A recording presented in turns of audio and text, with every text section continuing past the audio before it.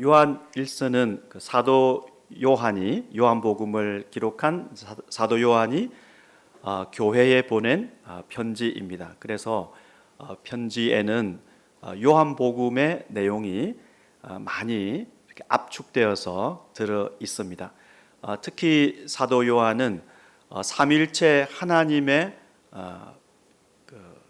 본질, 삼일체 하나님을 소개하고 교회가 이 하나님을 이해함으로써 이 세상에서 특히 교회에서 어떻게 살아가야 하는지 가르치고 있습니다. 오늘 우리가 읽은 이 본문에서도 서로 교회가 사랑하고 또 사랑해야 되는 근거가 무엇인지를 가르치고 있습니다. 사도 요한은 먼저 교인들을 부를 때 여러분이라고도 부르고 이 본문에서는 사랑을 받는 자들, 이렇게 사랑을 받는 여러분, 사랑을 받는 분들 이렇게 부릅니다. 그러면서 여러분이 서로 사랑합시다. 우리가 서로 사랑합시다라고 권면합니다. 이어서 우리가 서로 사랑해야 되는 이유가 무엇인지를 설명합니다.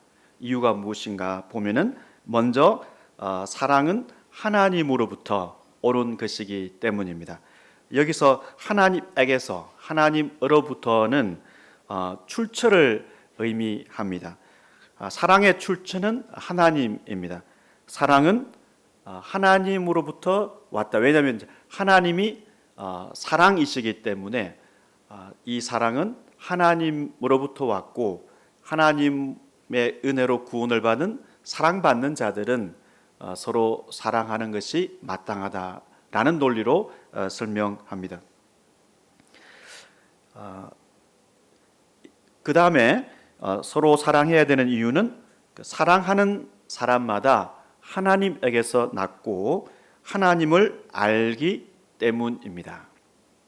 이 시제를 보면 지금 사랑하는 사람, 여기 사랑하는 건 이제 교인을 서로 우리 함께 공동체 생활을 하는 우리 교회에 속해 있는 우리가 형제 자매를 사랑하는 사람, 이 사랑하는 사람 현재 계속 사랑하는 사람은 하나님에게서 태어났다, 났다라는 뜻이 태어났다라는 뜻입니다. 그래서 지금 사랑하고 있는 사람은 그 사람이 하나님으로부터 태어났음을 입증하는 것이죠.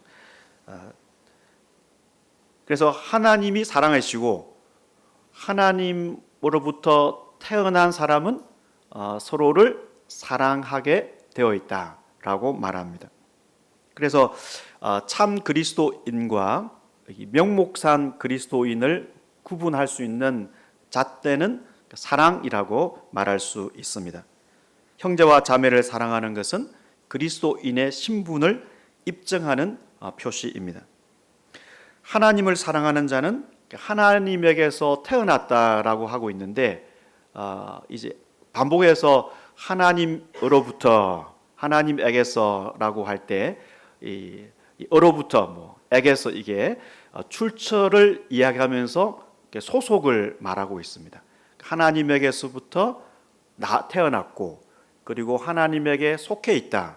먼저 출처를 생각해 보면은 하나님에게서 태어났으니까 하나님이 이제 아버지가 되시고 하나님으로부터 태어난 사람들은 하나님의 자녀가 됩니다. 3장 1절에서 사도는 하나님을 아버지로 부르고 신자들을 하나님의 자녀들이라고 말합니다. 보라, 아버지께서 어떠한 사랑을 우리에게 베푸사 하나님의 자녀라 일컬음을 받게 하셨는가. 하나님이 우리의 아버지이시고 이 하나님에게서 태어난 신자들은 하나님의 자녀들이라고 말했습니다. 요한복음에도 하나님에게서 났다라는 표현을 사용했습니다. 요한복음 1장 12, 13절입니다. 영접하는 자, 곧 그 이름을 믿는 자들에게는 하나님의 자녀가 되는 권세를 주셨으니 이는 혈통으로나 육정으로나 사람의 뜻으로 나지 아니하고 오직 하나님께로부터 난 자들이니라. 요한복음은 자연적으로 출생을 통해서가 아니라 하나님으로부터 태어나야 하나님의 자녀가 될 수 있고 하나님 나라를 볼 수 있다, 이렇게 말합니다. 예수님이 니고데모에게 말씀하신 내용입니다. 요한복음 3장 3절, 진실로 진실로 내게 이르노니 사람이 거듭나지 아니하면 하나님 나라를 볼 수 없느니라. 그러니까 위로부터 태어나는, 하나님께서 출생하게 하셔야만 하나님 나라를 볼 수 있다, 하나님을 알 수 있다는 말씀을 하셨습니다. 이는 신앙의 공동체가, 신앙의 가족이 영적인 가족이기 때문에 자연적 출생을 통해서 맺어진 관계가 아니라 하나님의 은혜로 이루어진 관계인 것을 보여주고 있습니다.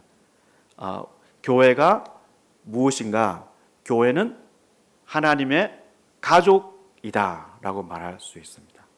예수 9절에 보면은 우리가 그로 말미암아 살리라라고 했는데, 예수를 말미암아 살아가는 예수 가족, 이게 바로 그 교회의 정체성입니다.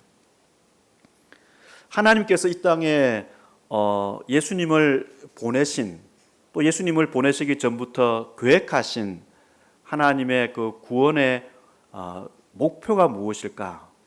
바로 하나님께서 교회를 만드시는 것이고 하나님의 가족을 이루시는 것이었습니다. 하나님의 가족을 이루시고자 하나님께서 그의 아들을 보내셨고, 우리 이 공동체는, 교회는 하나님으로부터 태어난 하나님의 자녀들이기 때문에 서로가 하나님이 우리를 사랑하셨듯이 우리가 서로를 사랑합시다, 이렇게 요한이 말하고 있습니다. 하나님으로부터 태어났다, 출처를 말했다면, 두 번째로는 이 표현은 하나님에게 속해 있다라는 말과 같습니다. 소속을 의미합니다. 김해 김씨 아버지에게서 태어난 사람은 자기의 의사와 무관하게 김해 김씨 문중에 속하게 되죠. 바꾸기 힘듭니다. 그래서 하나님으로부터 태어난 사람은 하나님에게 속하게 되는 것입니다. 자동적으로 하나님에게 속해 있다. 이것이 우리 인생에 어떤 의미가 있겠습니까? 먼저 하나님 아버지께서 자녀인 우리를 돌보십니다. 두 번째는 하나님의 자녀는 그 가정의, 그 가문의, 가족의 그 하나님 아버지가 아버지신 그 가족의 전통을 지켜야 합니다. 가족에 속하기 때문에 그 가족마다 전통이 있죠. 가문에는 가문의 전통이 있고, 가족에는 가훈이 있습니다. 엄마가 보고 있다. 이게 뭐 어떤 집의 가훈입니다. 그 집의 전통을 지키는데, 그 예수 가족의 전통은 무엇인가? 사랑이죠, 사랑. 그래서 하나님 아버지의 가족에 속한 자녀들이 지켜야 될 전통은 사랑입니다. 8절에서는 하나님을 사랑하는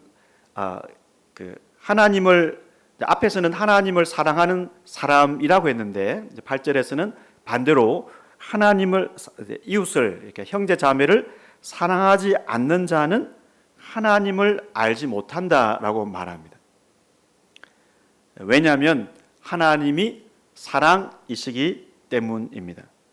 그러니까 하나님의 가족에 속해 있다면 자동적으로 하나님으로부터 출생을 했기 때문에 그 전통을 함께 받아서 형제 자매를 사랑하게 되는데, 형제 자매를 물론 뭐 꾸준히 계속 사랑하지 못할 때가 많죠. 그럼에도 불구하고 이런 사랑하고자 하는 그런 노력, 그 삶이 나오지 않는다면 그 사람은 하나님을 알지 못합니다. 왜냐하면 하나님은 사랑이기 때문입니다. 하나님이 사랑이고 이 하나님으로부터 태어난 사람이 어떻게 자기의 형제 자매를 미워할 수 있겠습니까? 그러면 하나님의 사랑은 어떤 성격입니까? 하나님의 사랑은 구체적인 성격을 가지고 있음을 9절 10절에서 말하고 있습니다. 사도 요한이 지금 이제 요한 서신을 기록한 이 내용을 보면은 우리가 어떤 추정을 할 수가 있는데, 교회에 분파주의자들이 있었습니다. 교회를 이제 분리하는 사람들이 있었는데, 아마도 이들은 예수 그리스도가 이 땅에 육체로 오시지 않았다라는 이제 생각을 했다고 볼 수 있습니다. 그러니까 왜냐하면 거룩한 신이 이 죄 많고 허물 많은 인간이 된다는 것은 불가능하다.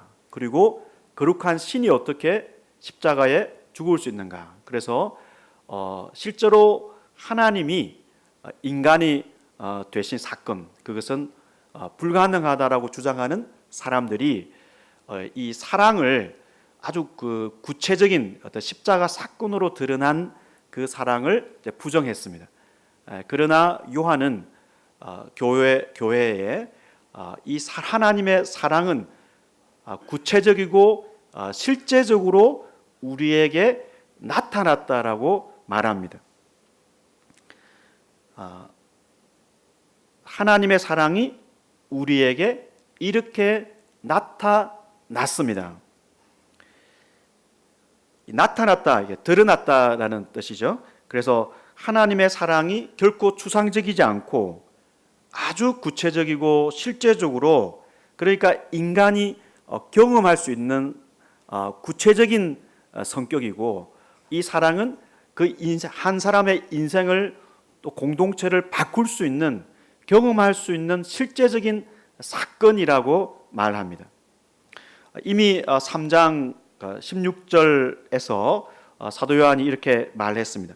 그가 우리를 위하여 목숨을 버리셨으니 우리가 이로써 사랑을 알고 우리도 형제를 위하여 목숨을 버리는 것이 마땅하니라. 그래서 하나님이 보여주신 사랑이 구체적인 사건으로 우리에게 나타났는데, 여기서 우리 가운데 나타났다라고 말합니다. 우리 가운데.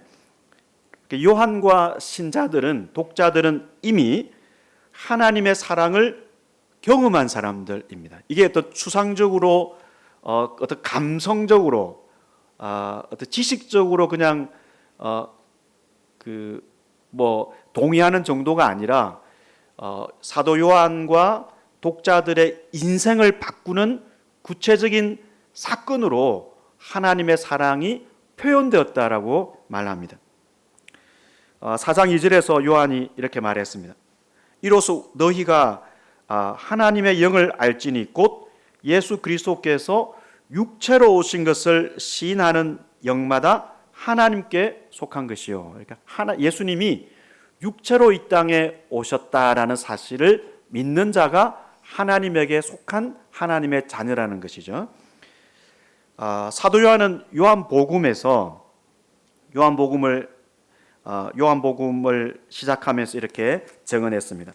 말씀이 육신이 되어 우리 가운데 거하심에 우리가 그의 영광을 보니 아버지의 독생자 영광이요 은혜와 진리가 충만하더라. 우리 가운데 예수님이 실제로 살아가셨다. 요한이 지금 요한뿐만 아니라 목격자들이 예수님이 우리 가운데 성육신하셔서 살아가신 모습을 우리가 경험했다고 요한복음에서 증언했는데, 지금 요한 이 서신에서도 마찬가지로 요한이 말하기를 1장 1, 2절 요한 1서 맨 앞에서 말하기를 이랬습니다. 태초부터 있는 생명의 말씀에 관하여는 우리가 들은 바요 눈으로 본 바요 자세히 보고 우리의 손으로 만진 바라.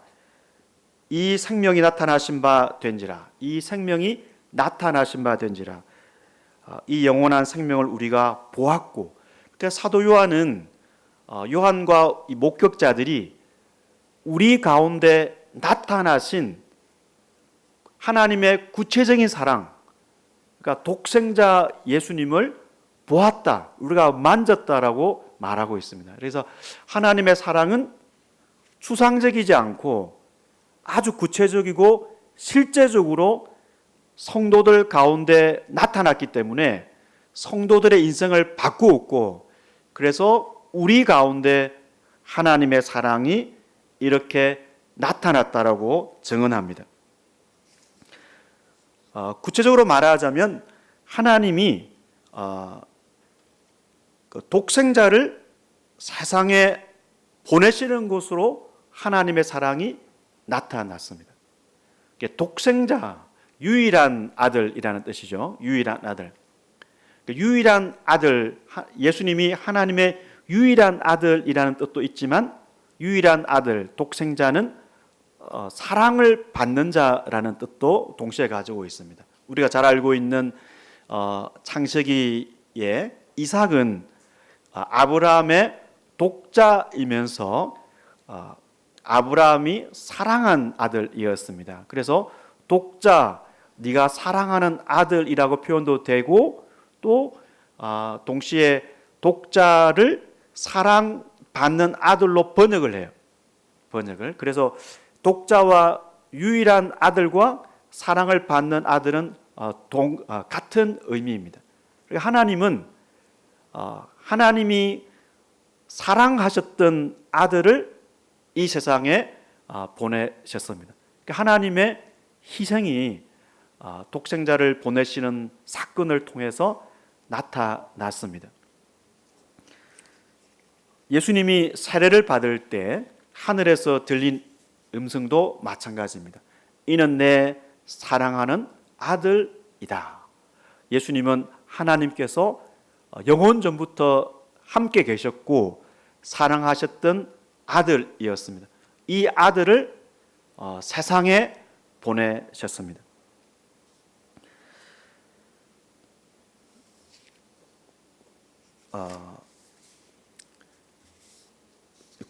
구절에서 예수님을 이제 세상에 보내셨다라고 표현하고 있는데,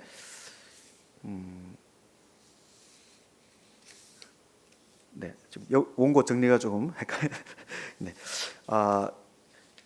하나님께서 그의 아들을 독생자를 보내신 어떤 대상이 무엇인가? 세상이라는 거죠. 그래서 이 세상은 하나님께서 그 사랑을 보여주고자 하셨던 대상인데, 세상 모든 사람들이 하나님의 사랑을 받은 것이 아니라 지금 편지를 받고 있는 독자들과 같은 사람들이 하나님의 사랑을 구체적으로 경험했습니다. 그러나 하나님의 마음은 이 세상에 독생자를 보내서 세상이 하나님의 가족 안으로 들어오게 하는 것이었습니다. 그래서 실제로 그 4장 14절을 보면은 하나님께서 아들을 세상의 구주로 보내셨다라고 말하고 있습니다. 이렇게 세상을 구원하는 자로 예수님을 보내셨다. 그래서 아버지가 아들을 세상의 구주로 보내신 것을 우리가 보았고 또 증언하였노니라고 요한이 말합니다. 하나님께서 그의 독생자를 세상에 보내셨고, 십자가 사건은 그 당시 사람들이 눈으로 목격할 수 있었던 구체적인 사건인데, 이 예수님을 믿는 사람들은 하나님의 사랑을 구체적으로 경험했기 때문에 그 사람 신자들은 하나님의 사랑을 목격한 증인들이 됩니다. 왜 하나님이 그의 아들을, 독생자를 이 세상에 보내셨는가? 우리를 살리려 하심이라고 말합니다.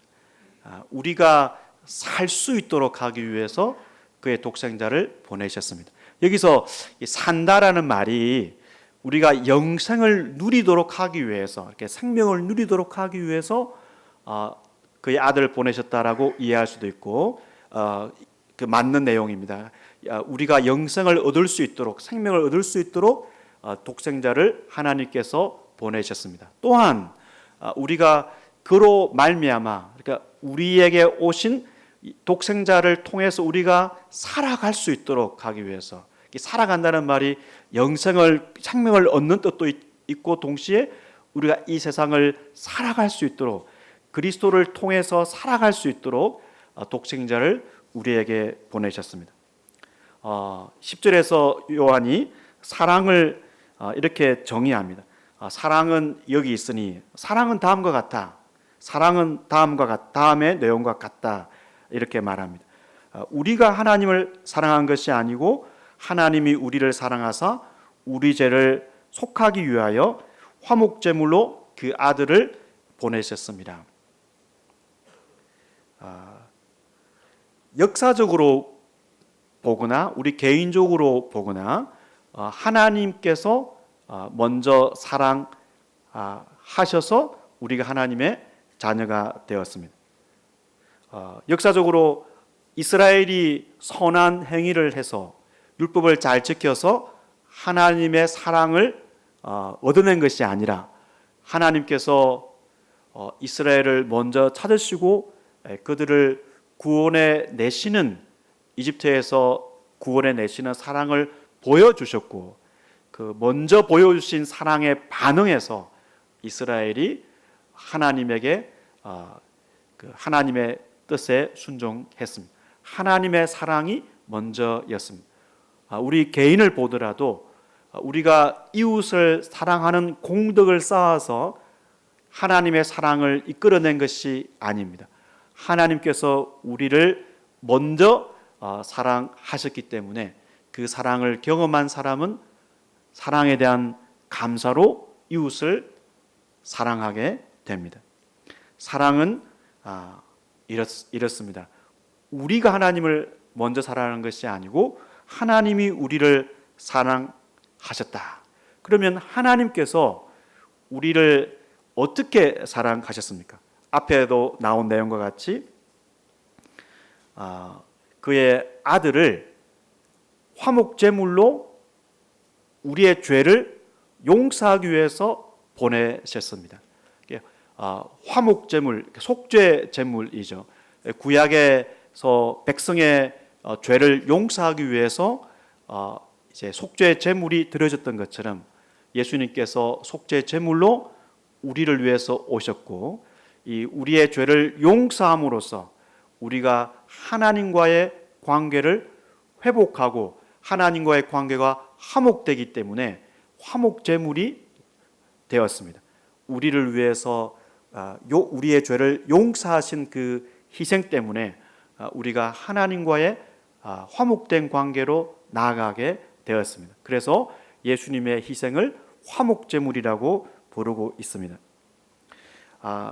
사람은 이 세상에 살고 있는 누구도 자신들의 능력과 노력으로 이러한 본래 우리가 가지고 있는 죄를 제거할 수 있는 방법이 없습니다. 그래서 하나님께서 오래전부터 사람의 죄를 용서할 수 있는 그 방법을 만드셨는데, 그 방법이 바로 속죄 제물을 통해서 용서하는 방법이었습니다.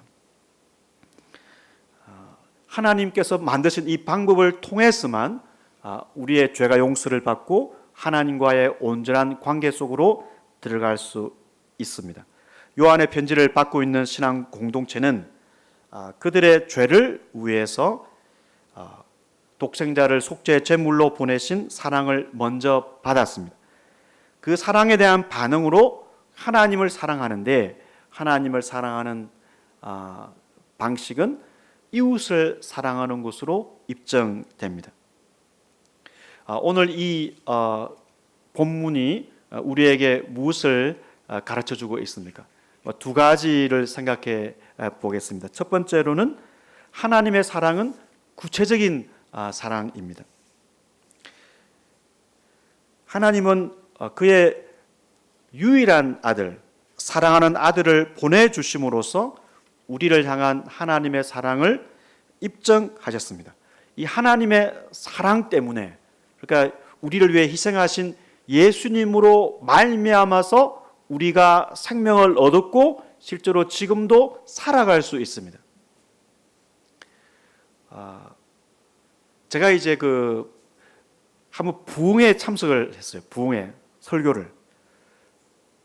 저는 뭐 부흥회라는 말 자체도 굉장히 부담이 되는데 부흥회 설교를 한 3번 연속으로 했습니다. 그때 하나님의 사랑을 설교했는데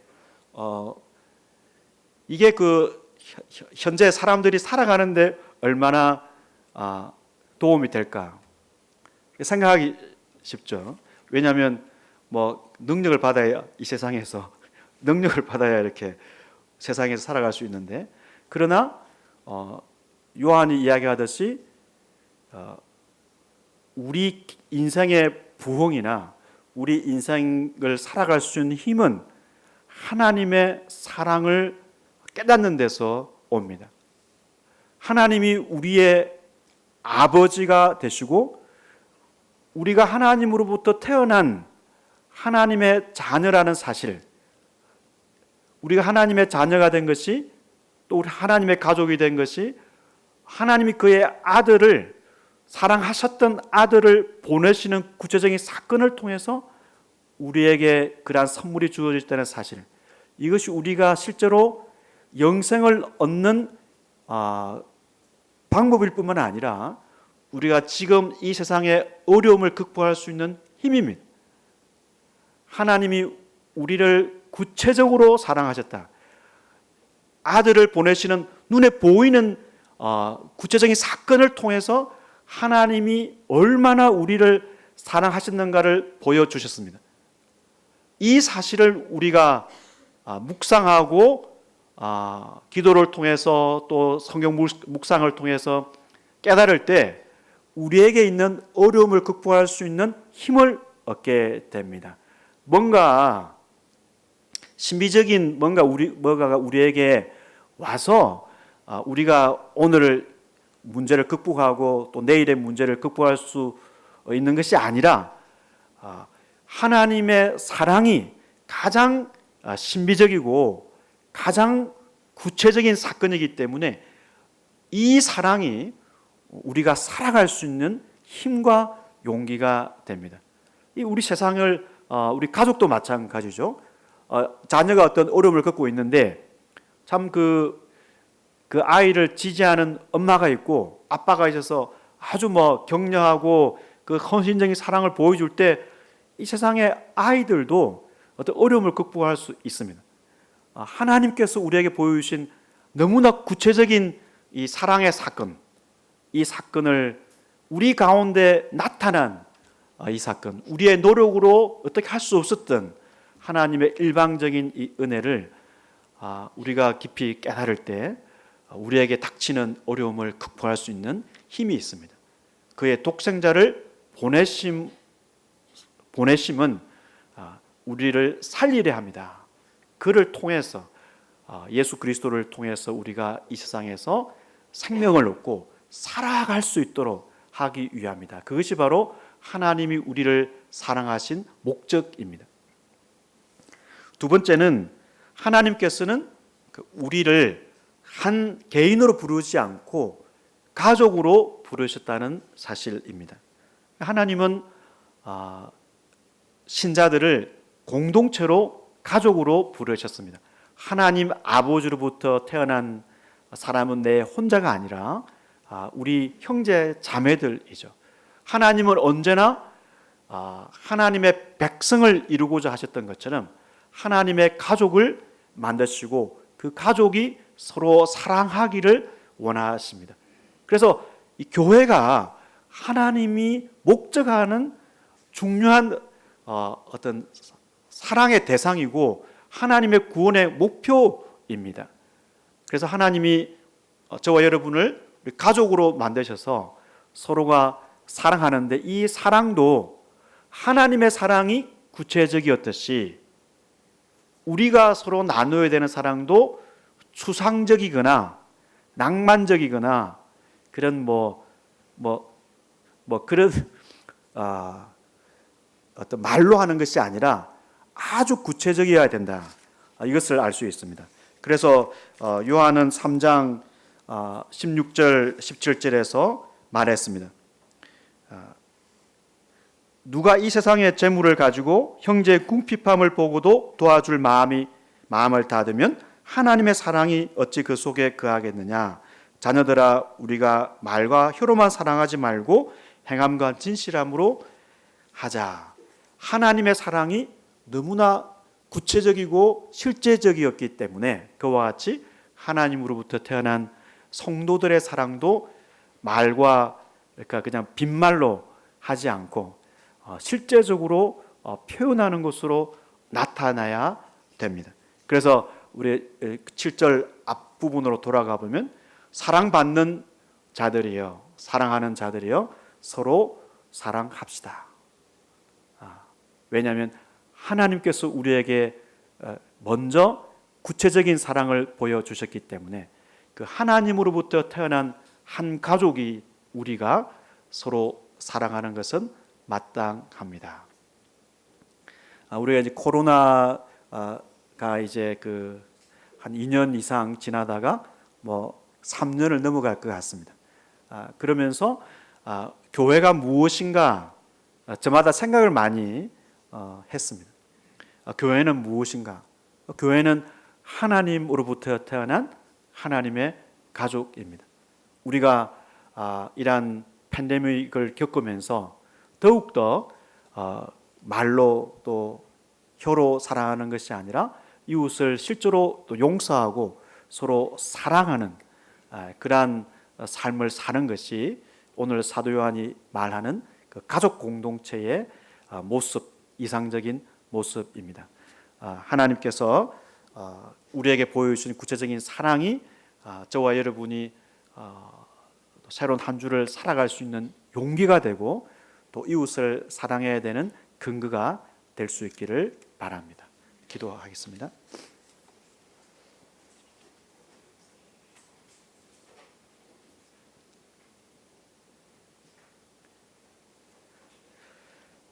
하나님 아버지께서 우리에게 보여주신 구체적인 십자가의 희생을 통해서 우리를 하나님의 자녀들로 삼으시고 서로 하나님의 사랑을 나누는 공동체가 되도록 부르신 은혜를 감사합니다. 하나님의 사랑을 깊이 깨닫는 것이 우리가 이 세상을 살아갈 수 있는 용기가 되고 우리의 생명을 얻게 된 계기였던 것처럼 또 다른 사람을 회복하고 살리는 그런 힘이 될 수 있도록 도와주시옵소서. 예수님의 이름으로 기도합니다. 아멘.